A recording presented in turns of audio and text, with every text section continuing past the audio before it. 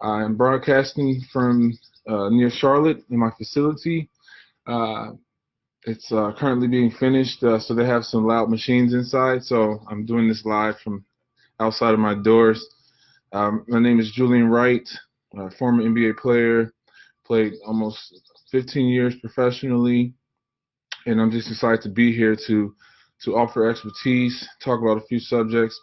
Before I get into it, I want to thank Mr. Sunil Bhatia and Dr. Vipul Lunawat for having me and joining me, for allowing me to join ISST, and I was able to have a formal introduction and learn a lot about the programs they offer. I think that's great, just to be able to be of service to people in India and also abroad with their distance learning program. I want to take this time to talk about my time in NBA, sport management as it pertains to myself as a player, what I've learned from watching management and owners. Also, I will talk about entrepreneurship in sports as I have transitioned from playing to now being a small business owner. I have my own basketball player development business, and I also will be talking about uh, grassroots development with children and the importance of sports and even basketball. And I'll be talking about online learning as this COVID-19 situation has really made people get creative in terms of how to connect with people still. Um, I'm also just thankful for the opportunity to learn a little bit from the audience as well. I don't want it to be one-sided where it's only I'm being asked questions. I want to be able to ask questions as well. Um, I also thank everyone who's joining thus far. ISST Basketball Club, thank you for joining and coming on. Whether they be parents or athletes, I definitely want to hear from you all as well. I just want to give a couple of maybe one more minute or two. People are joining, and then I will get started. I suppose I can just ask questions now, so if someone sees them, they can just feel free to give them their opinions. So for basketball in India, in the past 10 years, would you all say that it started to grow? There's a lot of interest. I asked that because I've been looking at NBA academies. They've started some programs in India. There was recently Satnam Singh, who was drafted by the Dallas Mavericks in 2015, and then there's a young and up and coming star, Principal Singh, who has some size and it looks like he can be a good NBA prospect. He seems confident. He says he will play in the NBA. So thank you all for joining. I'm humbled to hear that. I'm just excited to be here and just talk about everything that I've learned and like I said, learn from you all.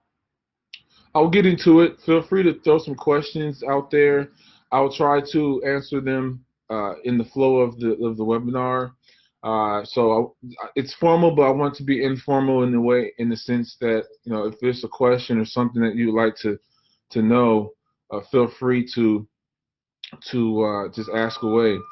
In the meantime, in case I don't get to every question, I want to just allow you all to have my email, my company's email.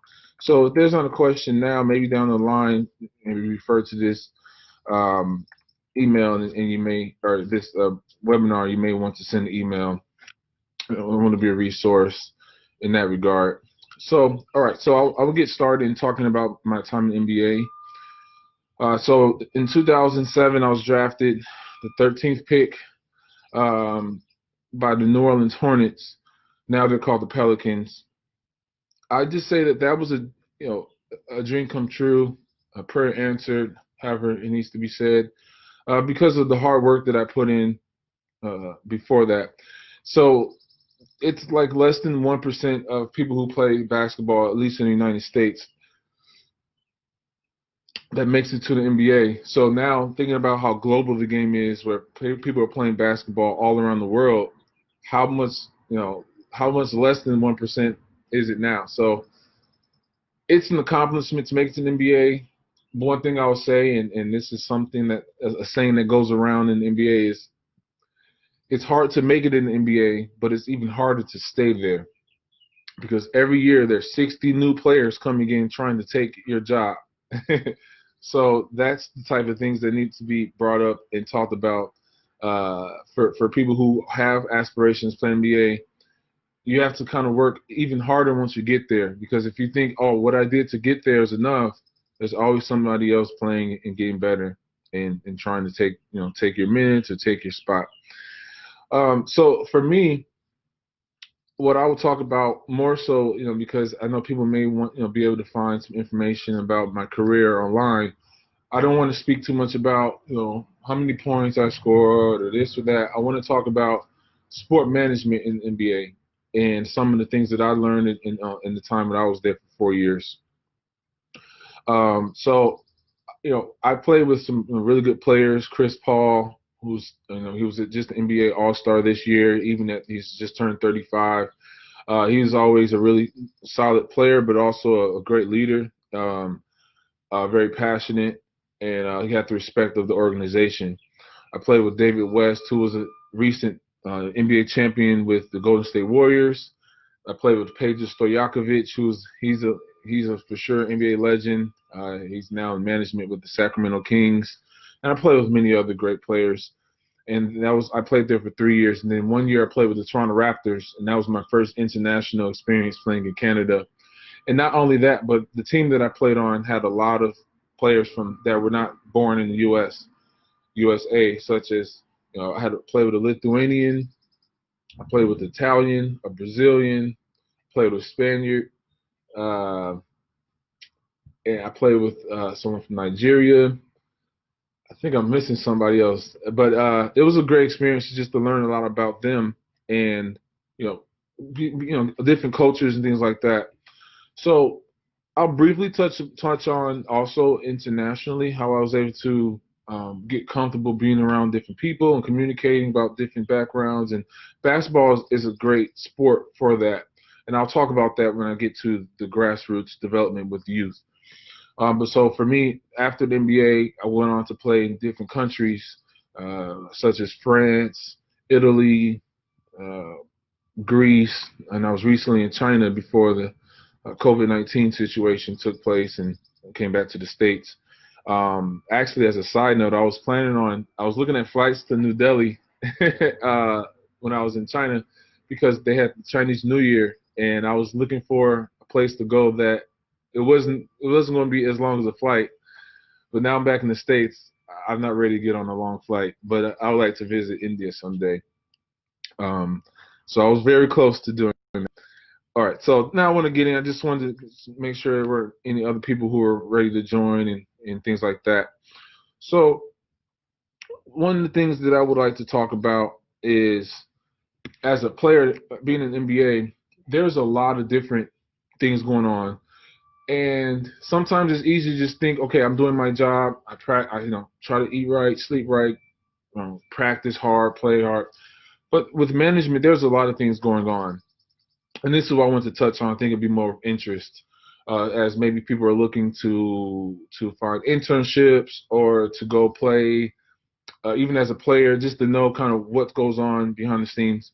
So as an NBA player, I would have to pretty much do things with a lot of people in organizations, such as public relations, marketing, ticket sales, doing commercials, radio shows. I was able to see kind of also with sponsorships, as we would do some galas and auction off jerseys or do things with ticket sales season ticket holders. So I was, even as an NBA player, I saw that there was a lot of working pieces behind the game, and then game day operations. They take their jobs very serious because there's thousands of people coming in the arena, and everything has to go perfectly. I think even as a fan or someone who's watching, we might take it for granted how much goes into the experience. So I see that they're practicing in the in terms of the time of when people are called out to come out in the announcements. They're making sure that all the dancers know when to come on, and they're talking to the announcers, the people who are doing the lighting, make sure everything works perfectly. And especially because a lot of games are broadcasted, so it's even more pressure. Um, yeah, so that's something that I thought was really interesting. And then in upper management, like general manager, president, we would we would talk a little bit with them, but normally it's the star players that kind of get to talk a little bit more, because when it comes to them drafting new players, they usually draft players and trade players to complement the best players on the team, which is understandable. So I did get a chance to understand a little bit about general managers and having conversation at the end of the season. They have to have do an assessment with each player. So, this is what we thought, how you played this year. Like it's called an exit meeting. So, then there's of course agents that have a part into it. So if there's people out there who aspire to be sports agents, a lot of it deals with their standard contracts, and then a lot of times you can negotiate bonuses. Uh, and then but in the NBA, most of the contracts deal with like endorsements and things outside of basketball, and that's where they say a lot of players, make their money, not necessarily on the contract, because it's only so much that a team can do.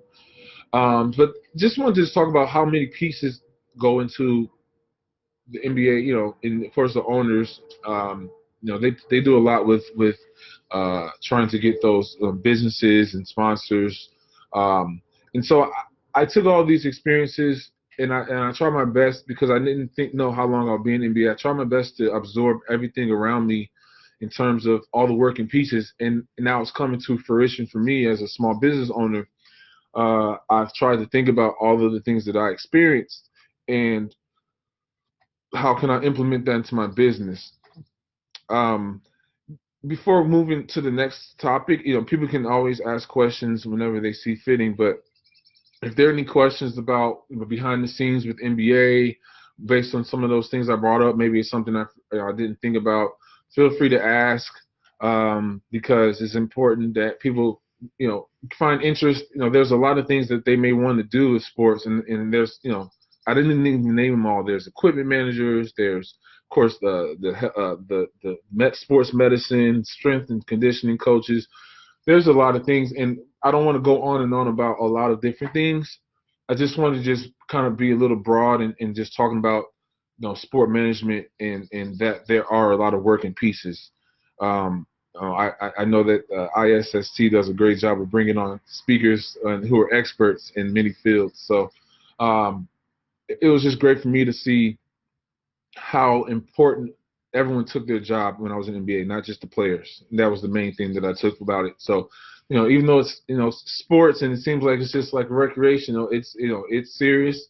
I think it's a great business to get into for people if they're want to stay around sports. Maybe they used to play, and when they're in their younger days, they just want to stay around it. There's a lot of opportunities, not just in the United States of America, but globally. And so I wanted to just talk about a little bit in terms of entrepreneurship, but sports management. So what I've taken from my time being an NBA player and also playing internationally, it's more important to not just manage. You're not managing skills. You're managing people. And so, I'm hiring employees, and I have people who are going to be doing training along with me. It's important for me to look at how they deal with people. I've seen, for example, in the NBA, there's, every team still operates kind of independently. They have their own culture. From what I've heard with other teammates who've gone to other teams, former teammates or opponents, I'd like to ask, hey, how's your organization? So one thing I didn't realize until I got to the NBA, like every team does what they do. Some teams might operate this way. Maybe we practice a little more, a little less. The travel schedule, it may be different. Some organizations may prefer to leave the night of the game, but sometimes they may want to sleep in and then leave the next night. Some teams have meals prepared for them before practice and or after practice. Some teams are like, you're on your own when you finish practice or before practice. I hope you ate. So, like for example, in New Orleans, we will have meals prepared for us, like breakfast. We have a chef who would make breakfast for us. Um, not every day, but for sure on game days. When I was in Toronto, we had meals prepared for us after practice every day if we wanted to. We had to pay for it, but it was very convenient because they had it there ready for us. We just pick it up and we have a nice healthy meal, and keeps us from going to McDonald's and Burger King and all that stuff. So that's just a little example of how management, does it helps create the culture and things like that. Um, so yeah, I'll take a quick break and talk about. I have a question asked: is what age did I start playing basketball? That's a great question. I started playing basketball. I would say when I took it seriously, I was about 12 years old. But I would say I was playing since I was 5 or 6 years old. I have older brothers, and I just grew. I grew up in Chicago, Illinois. That's where I was born. Um, so I lived like 10 minutes south of Chicago, in Chicago Heights, Illinois, in the United States. And so I watched Michael Jordan a lot growing up. So I would have my tongue out, shooting shots in my driveway like a Michael Jordan, sticking my tongue out. So I grew accustomed to being around basketball. It was almost like if you're from Chicago and you didn't watch basketball, it's like you're not even living in Chicago. With Michael Jordan, the best player who's ever played. So that was a lot of my inspiration to play basketball. Was watching Michael Jordan. I was not old enough to fully understand what I was witnessing, but it was enough for me to get excited about it. And I think that's very important for children, just to be excited about playing basketball. So that's what drove me to continue to play. All right, great. Now the questions are coming in. I love it. So another question was asked. How do I manage to do studies and sports?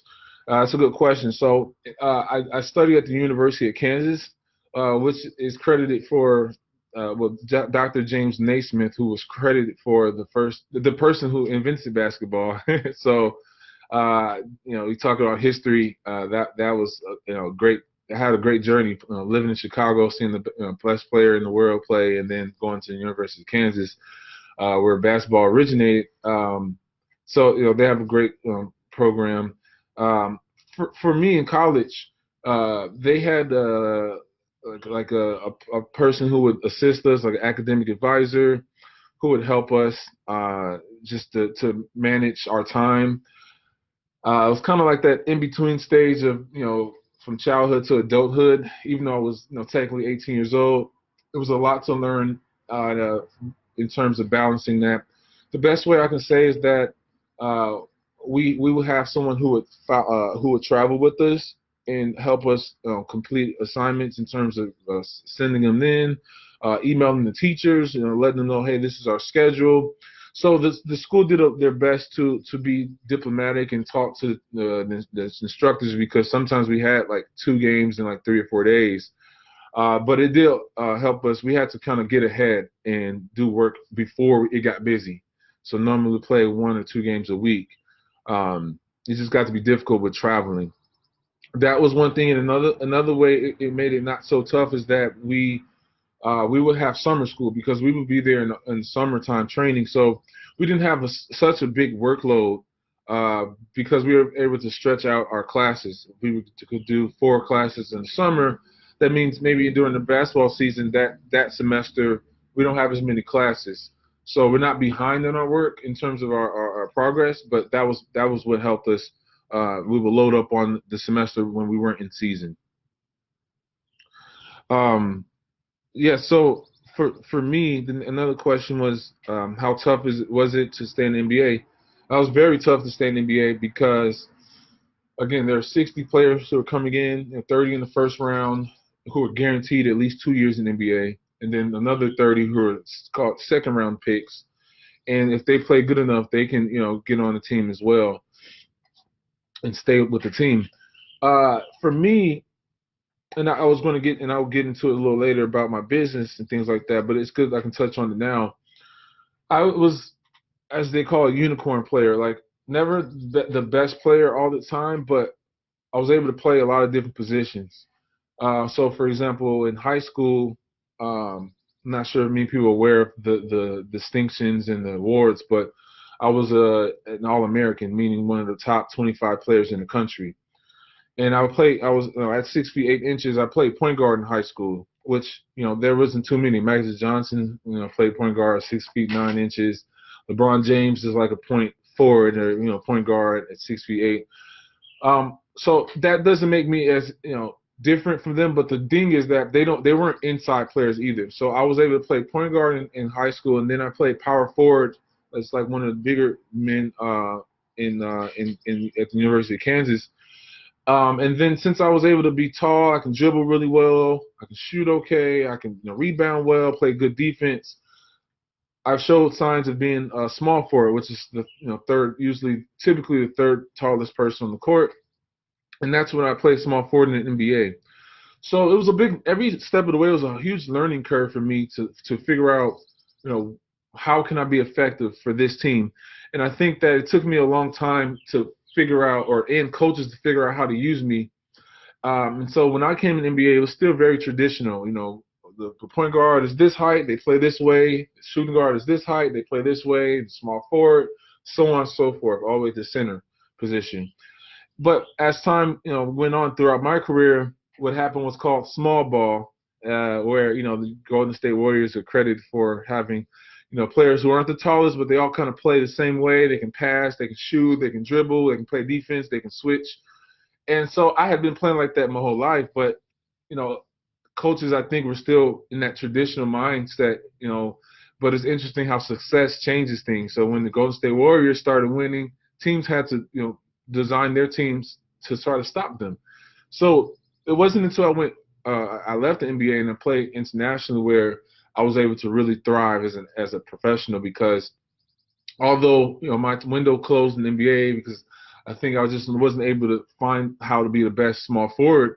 By the time I went overseas and internationally, I was able to put all of my skills together and play, a free game, as they call it, positionless game.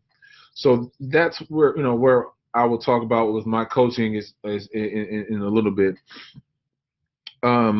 So another question was asked. These are great questions. Another question is, what are some attributes that can help a person from being a player on the court to an entrepreneur? Great. And so I will speak on that. I think that it's important to be able to accept defeat. Not accept defeat, but if it happens, accept that it happened, and say, you know what, that's one loss, but there's still a championship that can be won. So what I mean is, in sports helps us learn how to deal with losses. And I think there's some things like, for example, academics. Someone could have straight A's, 4.0 grade point average their whole lives. Get accepted to this school, get accepted to that school. Just winners, just win, win, win. And with basketball, you can win the championship, but you may have lost 5 or 10 games during that year. So I think with entrepreneurship, you have to have that mentality to be able to, take some losses but learn from them.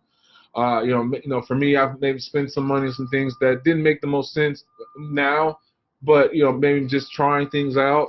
I would say small risk. I wouldn't say put a whole bunch of money into this or that. But as an entrepreneur, you have to be able to take risks. And for sports, it's the same thing. And in terms of transferring those skills to life, every day, you could possibly get injured, like to the point where you may need to be, in a wheelchair or you maybe paralyzed or something like that.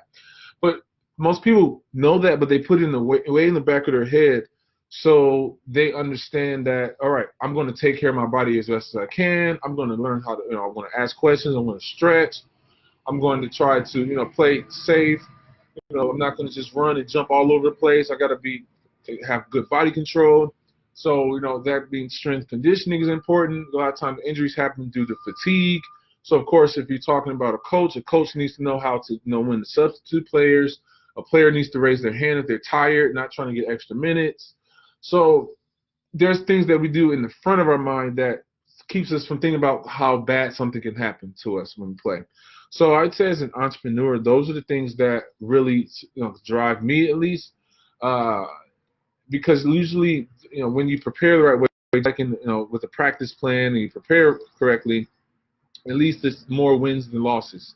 So that's part of the nature of business, in terms of sports. Anyways, it's some people can get a raise or promotion or get hired because they are their past successes, and then the same goes opposite, in terms of people can lose their job or get demoted due to losses, or maybe they weren't preparing. So it's important to have the impression that you're trying your best and you're able to learn from your mistakes and also take advice from other people. So yeah, I was also touch on some of the players I played against. Um, I did get a chance to play against Kobe Bryant. I got a chance to meet Michael Jordan. I played against a lot of favorite players, LeBron James, Tracy McGrady. Those are great memories that I can always have and show my family. And one thing I did respect is that how serious they were about the sport. I think nowadays there's a lot of friendliness, and it's okay, meaning good sportsmanship, but I think some of those players who are greats, they just competed. They'll be friends with you later, go get a bite to eat. But when it came to being on the court, they were competitors. And I would add that also to entrepreneurship. You may have someone who is in a similar field. You can be, genuine and things like that. But when it comes to, being confident in what you do, you have to differentiate yourself. And that's what, I would say about competition and bringing sports into entrepreneurship as well. Um, so, those are some things that I would just talk about in terms of all the great players. I mean, there's so many names. Kareem Abdul-Jabbar, for example. These are players who paved the way and helped many people learn what it means to compete. It's something that you're not born with. You have to learn how to compete and in life. And so, that's kind of how I am. I'm not an overly competitive person, but when I have a job to do and accomplish it, I try to put myself in the best position. And so another question is, and do I think every team in the NBA has a different culture? And in what unique ways do teams differentiate themselves? I'd say that you can easily look at the teams who finish in last place or almost last place and the teams who are in the top of the NBA. It's not by accident. It's not a coincidence that the Golden State Warriors have been champions. It wasn't an accident that, let's say, back in the day, the Chicago Bulls were champions even with the best player in the world, or the Los Angeles Lakers with Magic Johnson, James Worthy, Kareem Abdul-Jabbar. It's even the San Antonio Spurs with Tim Duncan, Tony Parker, Manu Ginobili. You start to see the intentional development. It looks like even the best players are still getting better and learning learning how to be leaders. And that's what I would say. When you see a lot of players who are scoring a lot of points, or they're the best player, are they making everyone else better? Are the coaches making the player who's not playing the most minutes compete and help push the other players during practice, or giving them minutes during the season just so they can be ready in case someone gets hurt? So I've seen it many times with teams during their championship run. There's like an unsung hero, right? There's someone who gets who hasn't played a lot or as much as they may have liked, but the coaches did a great job and the management did a great job motivating them, keeping them ready, and that just shows that everyone on that team is being professional and knows that, hey, when their number is called and they get out on the floor, they're supposed to produce. And so that's something that I've seen, whether they're the 12th man, the person who doesn't play a lot, or the person who's a star player, they're all bought into their role. And it's not easy when a lot of these players are the best players in the world. And everyone, is really good. Even a player that you might look and they score only 4 points or 3 rebounds, if they were given the ball as many times as maybe the superstar, they can probably score the same. But it's an organization, and it's only one or two stars that that will be able to show everything they can do during their career.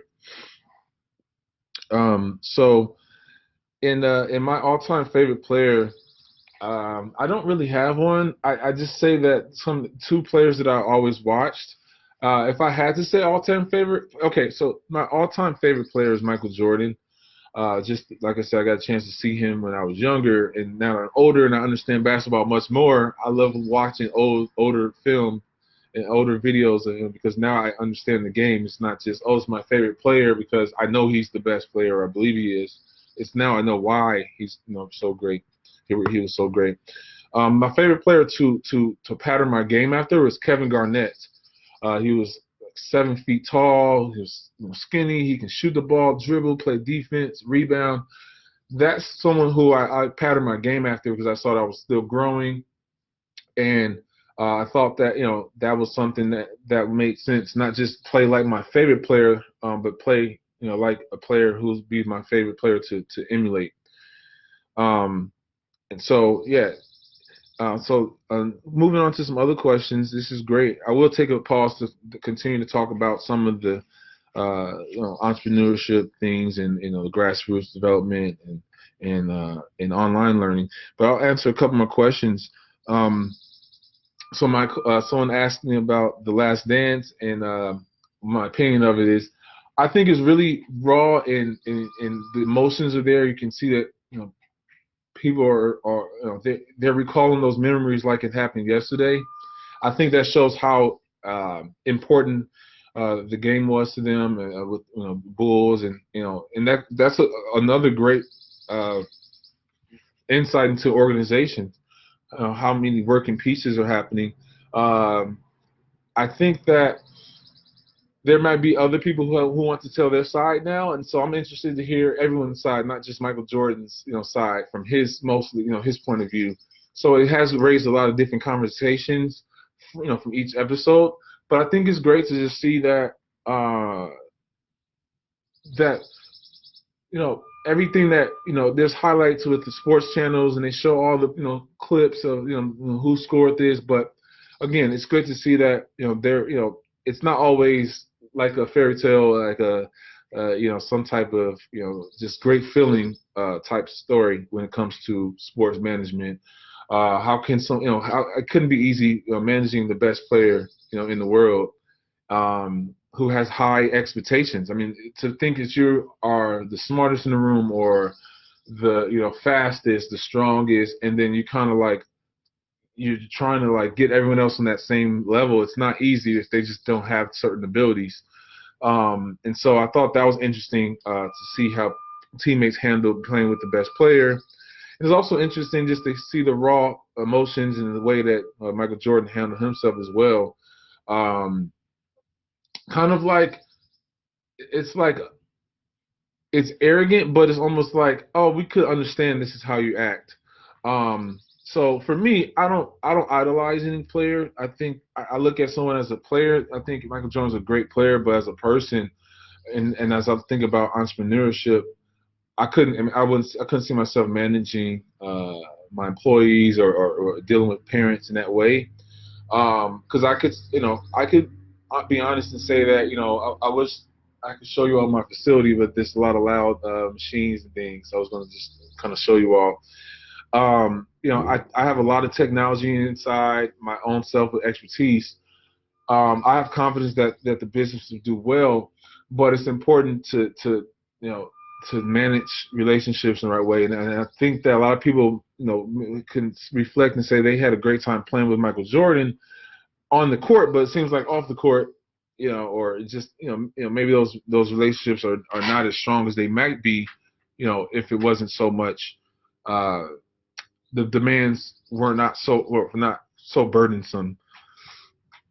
So yeah, I think it's very interesting though that they produced it, and they had the mind to produce it back in that time period, and so that they can air it nowadays. I really appreciate that thus far.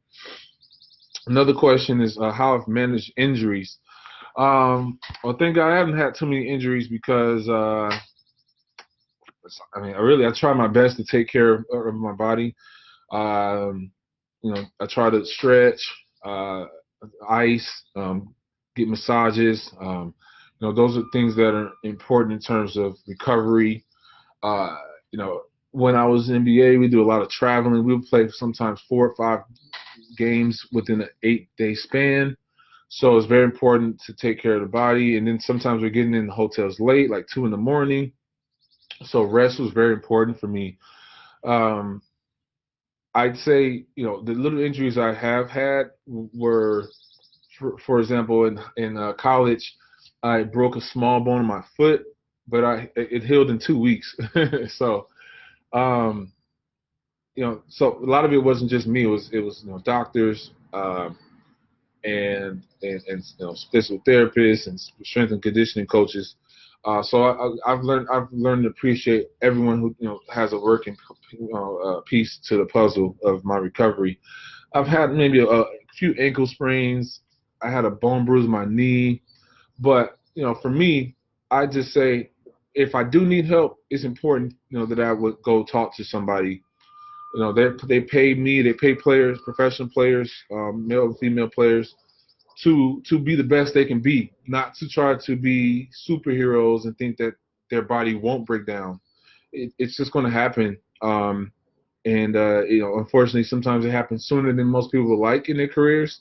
So I was able to play 13 years without any serious injuries, and I've actually retired so I can preserve my body. So rather than deal with injuries and having to have surgeries and lowering my quality of life, I thought it made sense to end my career how I want, so I have the energy to run around with my own kids, but also train other kids and things like that. Um, Couple more questions before I go into the rest of everything. So I was asked about what I think about Isaiah Thomas as a guard. He's from Chicago area as well. I didn't grow up watching him, but I got a chance to watch him as I got older, and he was just a competitor. Not the tallest person on the court, but he was fast, he was quick, and he played hard defense. I think that a lot of players I would suggest that they watch some old NBA film of him as well. Um, so someone asked, how do I think of starting a basketball school, and how did I develop it, and what is my vision? So great. So I want to get into that. Um, so it started where, when it comes to academia, let's say higher learning, university, it's the norm now to have like a blended learning where you go to in person, and then there's a professor, instructor, and they give a lecture. They make themselves available for Q&A, or they have office hours for questions. And but then they're required to read on their own. They may have to do research, get on the computer. They may have to read an article, maybe a PDF file. Then they have to maybe submit the work online, to type up an assignment, a paper, a dissertation. So there's always been, at least in the 21st century, in most universities, some type of blended learning. And I thought about that for basketball and sports.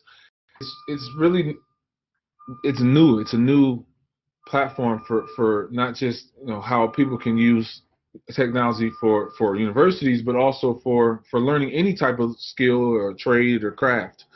So I took a lot of my experiences from my studies at university, and I thought, well, a lot of parents pay a lot of money for in-person training. I'm not sure about the price point in India or the market, as seems to be, and I can be corrected, cricket seems to be a very popular sport.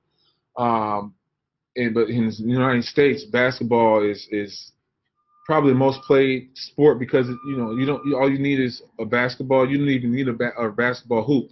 You can just work on basketball dribbling. Other sports, you have a lot of equipment. You have to have a lot of things working. So a lot of parents pay hundreds, of US dollars easily a month for training in person, rarely are they given some type of protocol to follow or a regimen or some type of curriculum. And I thought that for me and my expertise, I'd be robbing parents in a sense by just taking, money but not giving them something on the back end. So I've pretty much taken all the experiences that I've had as a student, and now as a teacher, I want to bring those things to light. And so, for example, I will, my basketball academy online allows an opportunity for people to be able to first off have on-demand learning, where they can rewatch, some of my demonstration, some of my talking points. Let's say I do a webinar like this and I talk about a specific topic, they can refer back to it. And so that's like them doing research. That's like, I may have some links for people to read outside of the time of me teaching them. And so I'm able to do that, and it's a curriculum. So along the way, they will have all the skill sets that they need so that they can become a better, more polished player and person off the court with life skills and things like that. So those are the things that I would stress for people who are looking to teach, even if it's in person, an academy or type of school, to give them, some accountability, give them some homework assignments. Say, hey, if you don't have a basketball hoop, that's okay. I want you to work on these type of dribble moves. I want you to, pass it off the wall. There's ways to get better without a parent always spending money. I think that's, for me, I want people to make sure that their money's well spent, that they can get more practice in later. Just like in university and institutes, things like that. If you only think you're going to learn when a lecturer, during a lecture, then you're kind of wasting your time and money. So I try to have that same approach as an instructor, as a coach.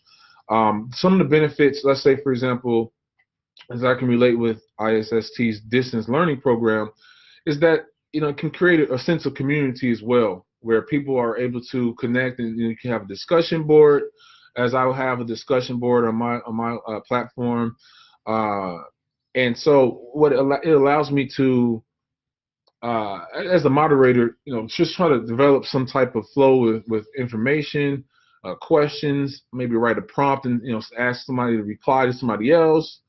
And so it just keeps people stimulated. It's not just physically basketball, just running around. And sometimes you look on some social media websites and some websites and you find videos and it's just like clips of them dribbling, shoot. But then when it comes to a game, they're not really knowing how to put that all together. So discussion board is really good in application in terms of watching videos together, doing some discussion. In today's world, I just want to encourage other people in sport management, and if they may have a course or they're learning, so let's say ISST, as they get to a point of expertise, they can possibly engage even in person like this, maybe before practice with kids or whomever is learning. Let's get the table out. Let's write down some things we want to talk about. Let every kid just feel like they put the value on it so that they value the same way. And so those are some things that I can encourage people from that standpoint. In terms of and this is also dealing with grassroots development with children, I'd say that it's very important to understand it. It's basketball. It's in general is a very emotional, charged type of environment. You shot a shot and you thought you were going to make it, but you missed it. You could be down, or maybe you thought I was open. You're trying to manage it. Relations with a teammate. I was open for that catch, or you lose the game and you maybe want to be sad. Or you win the game, you might want to be proud and arrogant. So it's important that kids understand that a lot of things can happen in basketball, but it's very important to try to stay even, in terms of the mind, not too high, not too low, because it prepares us for whatever happens. Win and be graceful when winning, lose, be humble and learn from it. those are very important, and because those skills are transferable, as I said, as an entrepreneur, but it's transferable in life, where you know, kids are, you know, just need that assurance though that hey, it's going to take some practice. So I'd say from a standpoint of development for let's say, you know, children, is it's important for them to know that it's okay to make mistakes. You know, right? Because a lot of times, you know, it's not the same as academia, or it's not the same as maybe arts, where there's a, you know, a performance like in an orchestra, and everyone needs to play their part and be perfect. At least that's the idea. In the game of basketball, there's no perfect game. Even the, you know, best player in the world, Michael Jordan, or one of the best players now, you know, Steph Curry and LeBron James, you know, players like these players who are elite players, they still make a lot of mistakes during the game. And so what I like to say is it's important for kids to not get caught up in all the highlights that they see, because that can be overwhelming, right? You see, you know, you turn on, you know, the TV, and you're seeing, you know, all these dunks and make, you know, 3-pointers, and it seems like, wow, I could never be that good, or wow, this is incredible. But you know, no one's going to really, they're not going to highlight, unless they're watching the whole game, they only want to show the best clips. So I think a lot of kids nowadays are so used to watching the best plays from the best players, they can get out of touch reality and see that, hey, what about the time they dribbled the ball off their foot, or they lost the ball, or they missed the shot, or you know, they just did something silly on the court. Those things aren't normally, you know, brought up. So I would say that's important for kids to see full games, you know, and watch so they can learn the good and things that players still need to work on. Um, and it goes the same for WNBA. It goes the same as, you know, for whether it's a woman or girl. In terms of the development, I see it as the same regardless of the gender. I think that the way that people train is very important to just be the best player they can be. You know, there's a lot of changes going on in the WNBA.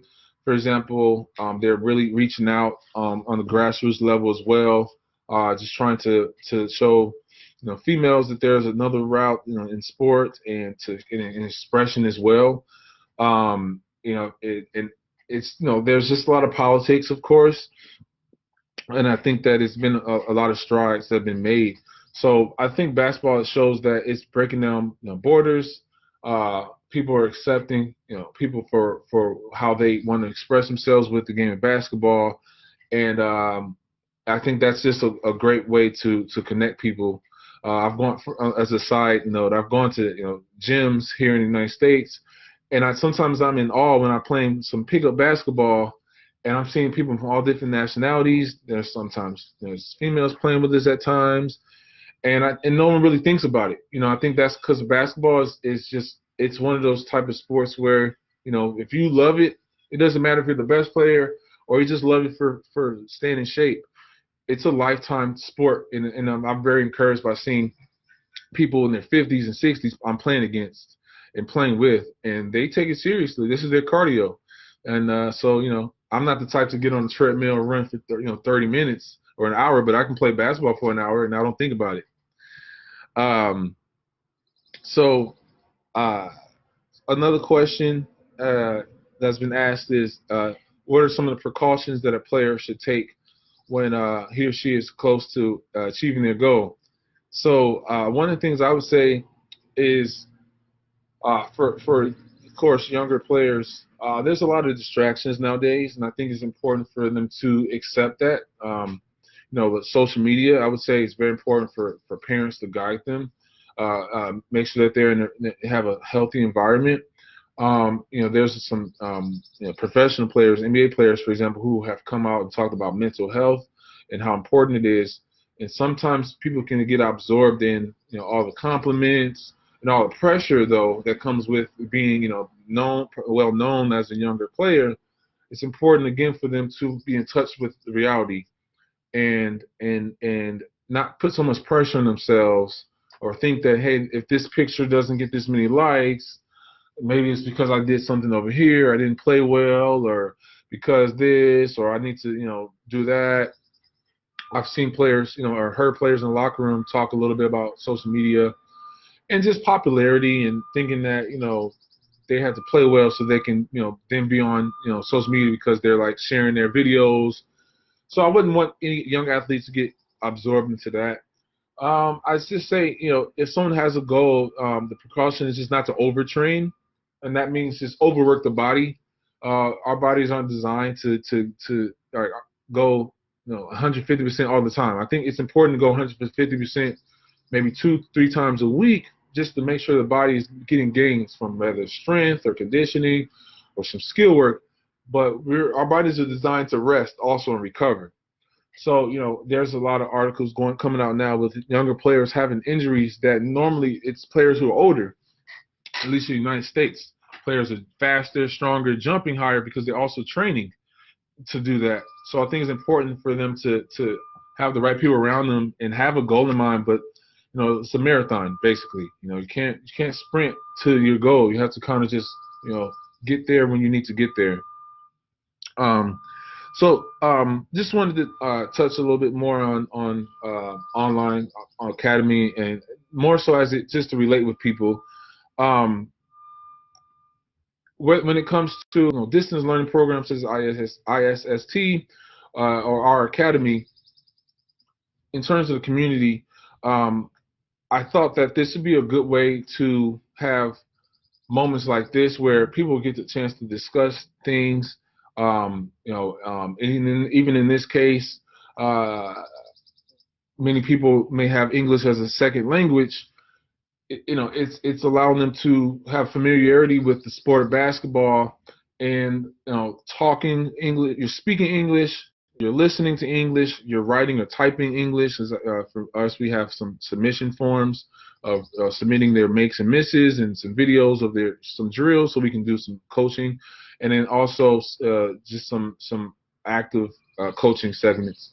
And for me, I learned a lot. I don't speak fluently in any language, but I learned a lot from my playing days being in different countries, because basketball, I understood context. I understood, if the coach is pointing this way over there and he's speaking about something, I start to understand what they're saying without knowing the language yet. And over time, I started to learn a lot of the language, and then I was able to apply it to conversational. So I thought that, I think that with technology, it provides this comfort level where people are learning a language and they're getting comfortable speaking it because they're starting at one topic, and then from there they can take their confidence to another topic. Sometimes it's just a confidence thing. And so I really like what ISST is doing, and other people out there. I'm not the only one who's doing this, but one of the few with my expertise to be able to hopefully make a safe place for people to express themselves and just continue with English as a second language. Okay, so great. So a question is, what do I think are important attributes of a coach who's teaching young athletes? I think it's very important for coaches to be patient with young athletes. Just understand that there's a process that needs to take place. I think it's important to keep it fun. It's not physical education class. They need to know that they need to take serious, whether parents pay or not. They have to value time in the coach's time, who's taking time out of their day to help them. But it's important to have fun. I'd say fun warm-ups. Keep it creative, even as a professional athlete. I mean, it can. Some of the good organizations, they looked at that, and we did fun exercises like basketball tag, where someone has the ball and they have to run and try to tag somebody. So everyone's warming up because they're running, they're cutting, they're getting out the way, so their body's warming up. But this is a fun way to get them involved. There's some fun passing drills where you pass it. It's like a triangle pass, and you call the name out. So I would say team bonding opportunities and fun exercises. Really, it doesn't have to be every day, but maybe once a week or twice a week. I think just keeps it fresh. Kids are into they like habits, and if the habit is that that coach brings up, has fun things that they do, it kind of keeps everyone just that readiness to learn. Once they know, okay, the coach is not so uptight, I think that that's something that would. So the next question is, do I still go and watch NBA matches live? I haven't gone to an NBA game in a long time, but I've gone to like All-Star weekends and things like that. Um, I had been playing professionally for such a long time, so now that I've retired, I have some time to um, to go to some matches. Impromptu, a little bit of facility since you are here and watching. So I have 8 basketball hoops. I have some TVs, cameras, the radio put in. So just wanted to show you all that as I go as far as my computer. um, so next question is, how is the atmosphere in a typical NBA match?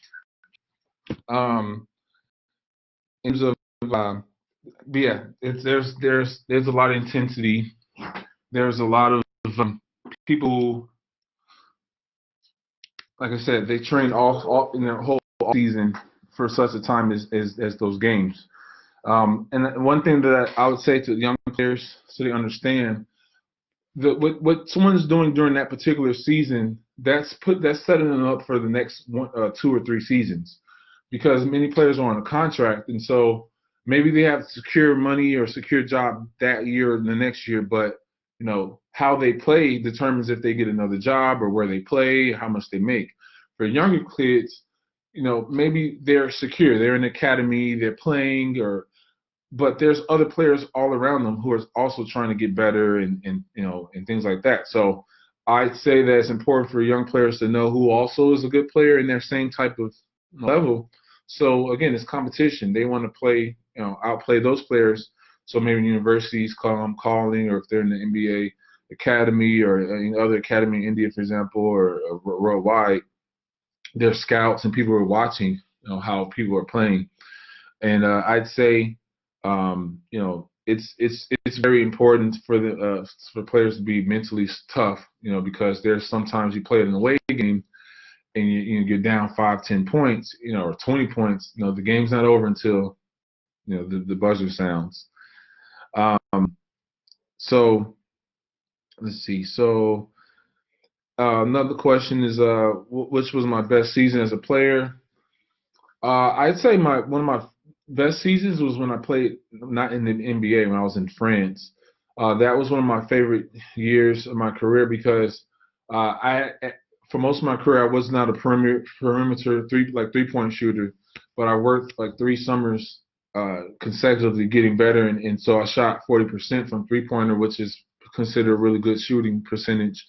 And I had the highest player efficiency rating, which means I had, I didn't always score the most points, but I may have had a lot of rebounds that game or had a lot of assists. That means I impacted the game the most. So I had the highest player efficiency rating in France. And so that was pretty much my favorite year. And I was an all-star that year in France. I lived 5 minutes west of Paris, so I got a chance to see the Eiffel Tower and different things. So it's been great to just to be a professional player and then hopefully help other people along the way. If there aren't any other questions, I just wanted to close because I don't want to be too long-winded. Again, I left my information. I'll leave it as well. I'm going to just copy and paste my information again. If people have questions, I'm just going to paste. If you can bear with me. So what I'm leaving you all with is some links for contacting me. So feel free to take those, share. One is the email, and then is my main website, and then the academy, our academy. Oh, sorry about the noise. Those are some webs. I'm very accessible. I'm accessible on here. If you can find me on Facebook. I just wanted to be a resource during this pause. The sharing of information is very important. I like to hear from you all as well. In closing, again, I want to thank Mr. Bhatia and Dr. Lunawat for having me. It's been a pleasure for me to answer these questions and just learn a lot more from you all. Um, and I really appreciate you all's time. Uh, I'm looking to continue to watch other streams from other guests. So that's it. I'm signing off. Thank you all. Take care. Have a good rest of your day.